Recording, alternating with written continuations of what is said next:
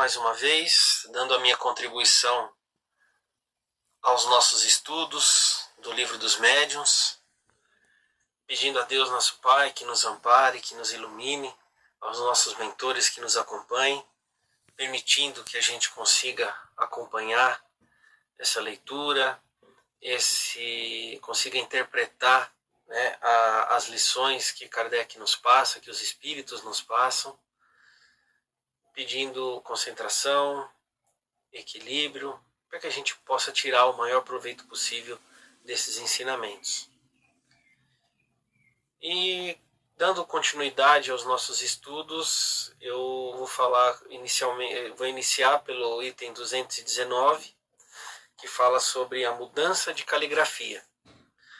Né? Como sempre faço, eu faço uma leitura, depois um comentário, para a gente poder desenvolver, né, esse estudo e poder trocar as ideias mais posteriormente no grupo.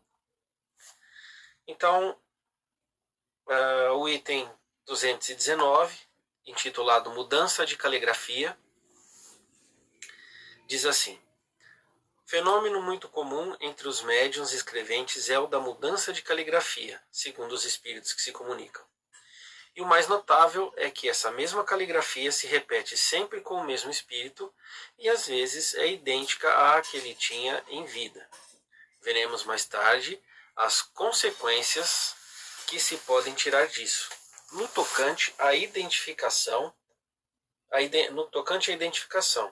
essa mudança só ocorre com os médiuns mecânicos e semimecânicos, porque neles o movimento da mão é involuntário e dirigido pelo espírito. Não se dá o mesmo com os médiuns puramente intuitivos, pois nesses o espírito age apenas sobre o pensamento, e a mão é dirigida pela vontade do médium, como nas circunstâncias comuns. Mas a uniformidade dessa escrita, mesmo no médium mecânico, nada prova absolutamente contra sua faculdade, pois a mudança de caligrafia não é condição absoluta na manifestação dos espíritos, mas decorre de uma aptidão especial, de que os médiuns mais decisivamente mecânicos nem sempre são dotados. Designamos os que a possuem por médiuns polígrafos. Bom, na verdade essa é uma revisão que Kardec faz, né, a respeito das lições que já foram aprendidas. E ela fala mais uma vez sobre os médiuns polígrafos, né, que são aqueles em que conseguem reproduzir a caligrafia do espírito quando o espírito ainda estava encarnado. Essa faculdade ela é pertencente, mais predominante nos médiuns mecânicos e semimecânicos. Também isso não quer dizer que a uniformidade da caligrafia ou a não mudança da caligrafia diga contra essa faculdade mediúnica, né? Então é mais um desdobramento, né? mais uma continuidade do estudo, onde ele fala dessa necessidade. Quem nunca reconheceu a letra do ente querido, né, numa das psicografias? Quem nunca viu naquela caligrafia um toque do seu ente querido, né? Então isso ajuda a comprovar a veracidade da manifestação, principalmente no tocante à interpretação e à identificação do espírito comunicante, né? A gente sempre fala para todo mundo que pergunta sobre que não é espírita, sobre psicografia, que a gente tem sempre que, para saber se uma mensagem é verdadeira ou não, deve-se procurar alguma característica, né, tanto na mensagem ou na letra ou no modo que se expressa do espírito comunicante, que o espírito comunicante tinha quando encarnado, tá? Então é basicamente sobre isso daí que ele fala nesse item. E depois ele entra num item muito importante, que é a partir do item 220, que ele fala sobre a perda e a suspensão da mediunidade. Aí ele vai fazer uma série de perguntas, né? E aí a gente vai lendo aqui essas perguntas, e essas perguntas são praticamente autoexplicativas, né? Não tem nem muito o que a gente comentar, mas porque é muito direto, é muito claro a mensagem, e é importante, é um item muito importante, são itens muito importantes para a gente poder fazer esse estudo. E o item 220 continua assim: a faculdade mediúnica está sujeita a intermitências e a suspensões momentâneas, tanto para manifestações físicas quanto para escrita. Eis a resposta dos espíritos a algumas perguntas feitas a propósito. Primeira pergunta: os médiuns podem perder a faculdade, a sua faculdade? Resposta: isso acontece com frequência, qualquer que seja o gênero da faculdade, mas quase sempre também não passa de uma interrupção momentânea que cessa com a causa que a produziu. Pergunta 2. A causa da perda da mediunidade seria um esgotamento do fluido? Resposta: qualquer que seja a faculdade do médium, ele não tem o poder sem o concurso simpático dos espíritos. Quando nada obtém, nem sempre é porque a faculdade lhe falta, mas frequentemente são os espíritos que não querem ou não podem servir-se dele.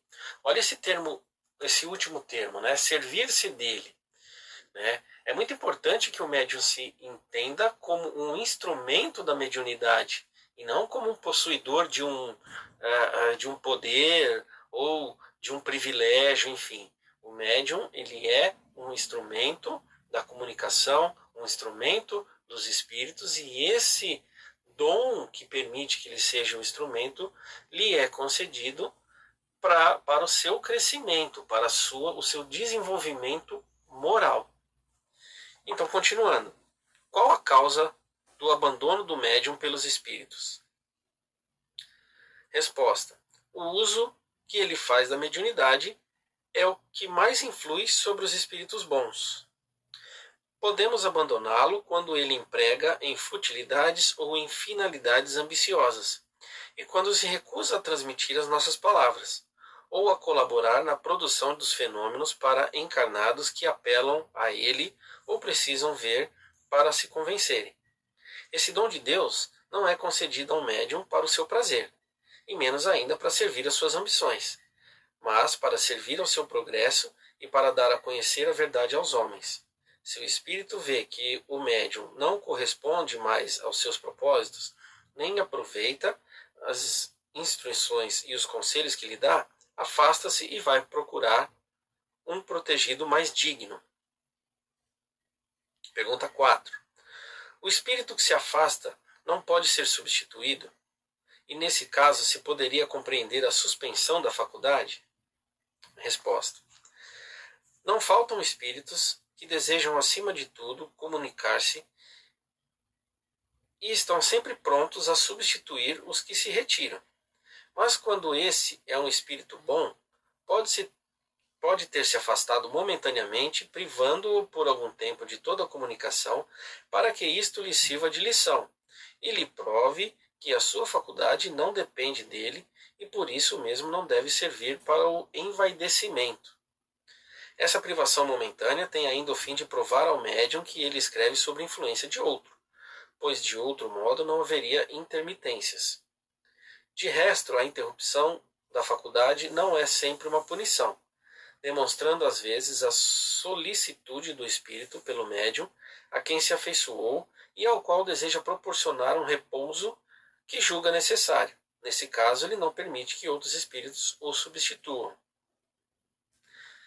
Então, né, pode ser que essa substituição, que essa suspensão seja não só pelo fato dele não estar usando, mas olha que importante, eles falam que também pode ser uma pausa para um repouso que o espírito julga necessário. Né? Então tem várias nuances aí nessa suspensão. E ele continua na pergunta 5. Mas existem médiuns de muito merecimento, moralmente falando, que não se sentem nenhuma necessidade de repouso e ficam muito contrariados com a interrupção, cujo objetivo não compreendem. Resposta: serve para experimentar-lhe a paciência e avaliar a sua perseverança. É por isso que os espíritos geralmente não marcam o fim da suspensão, pois querem ver se o médium desanima. Muitas vezes também é para deixar o tempo de meditar sobre as instruções que lhe deram. E por essa meditação que reconhecemos os espíritas verdadeiramente sérios. Não podemos considerar, sim, assim, os que na verdade são simples amadores de comunicações. Pergunta 6. É então necessário que o médium prossiga nas tentativas de escrever? Resposta: se o espírito o aconselhar, sim, mas se lhe disser que abstenha, deve obedecê-lo. Pergunta 7. Ele teria um meio de abreviar a prova? Resposta: a resignação e a prece. No mais, basta fazer diariamente uma tentativa de alguns minutos, pois seria inútil desperdiçar o tempo em ensaios infrutíferos. A tentativa tem apenas o fim de verificar se já recobrou a faculdade. Pergunta 8. A suspensão implica no afastamento dos espíritos que habitualmente se comunicam? De maneira alguma, a resposta. O médium se acha na situação da pessoa que tivesse perdido a vista momentaneamente, mas não foi abandonada pelos amigos, embora não os veja. O médium pode e deve continuar a conversar pelo pensamento com os espíritos familiares e persuadir-se de que é ouvido. Se a falta da mediunidade pode privá-lo das comunicações por meio material com certos espíritos, não o priva das comunicações mentais, intuição, os bons conselhos, enfim. Pergunta 9. Assim, a interrupção da faculdade mediúnica nem sempre é uma censura dos espíritos? Resposta: não, sem dúvida, pode ser apenas uma demonstração de benevolência. Pergunta 10. Por que meio pode-se conhecer uma censura na interrupção? Resposta: que interrogue a sua consciência e pergunte a si mesmo que uso tem feito da sua faculdade, que bem disso tem resultado para os outros, que proveito tem tirado dos conselhos que lhe deram, e terá resposta. 11. O médium impedido de escrever não pode recorrer a outro? Resposta: isso depende da causa da interrupção. Essa é quase sempre a necessidade de vos deixar um tempo para meditação, após os conselhos que vos foram dados, a fim de não vos deixar acostumados a nada fazer sem nós.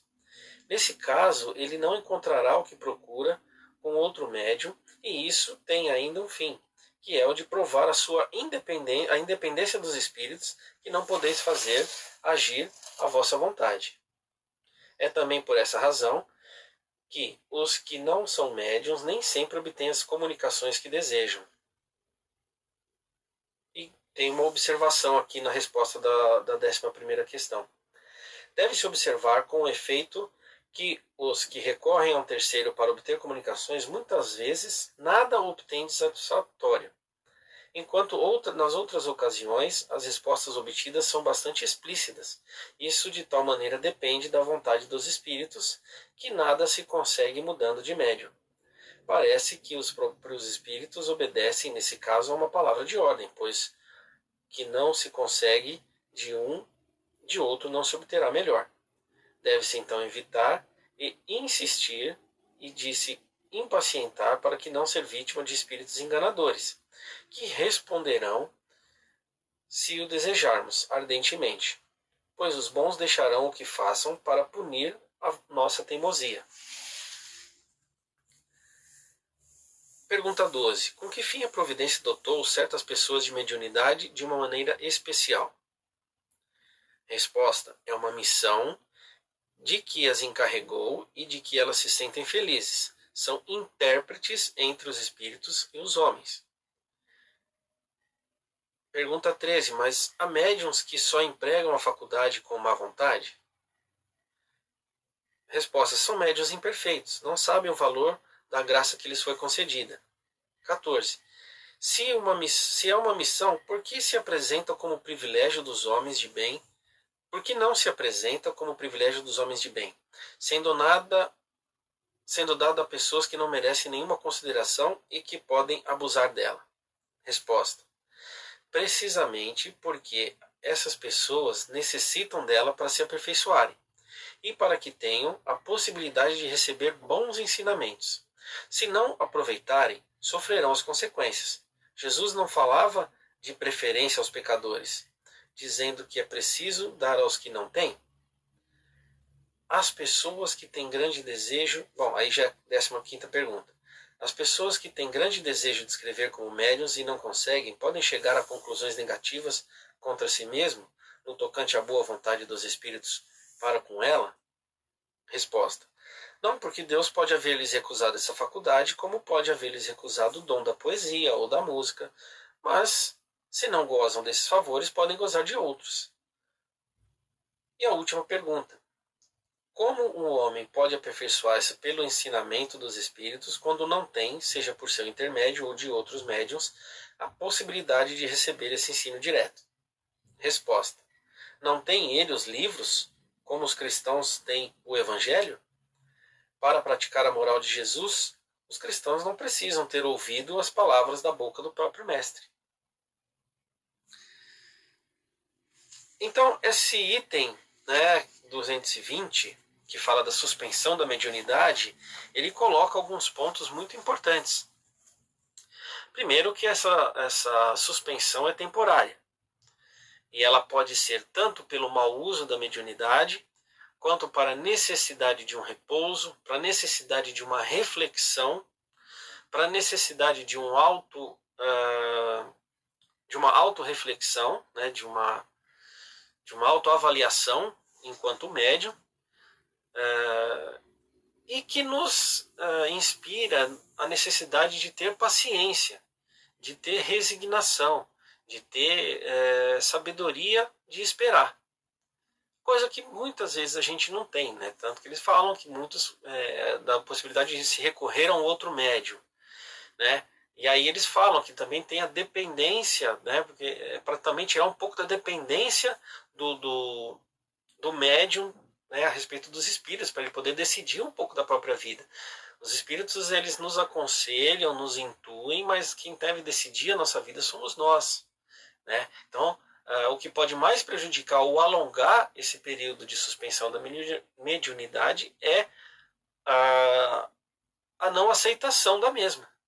Quanto mais cedo se aceitar e se refugiar na prece, na resignação, né, na sabedoria, na busca de sabedoria, melhor e talvez mais rápido pode se voltar essa mediunidade. Por isso que é sempre importante, numa ocasião dessa, se perguntar a um médium mais experiente e aceitar quando a resposta não for aquilo que a gente está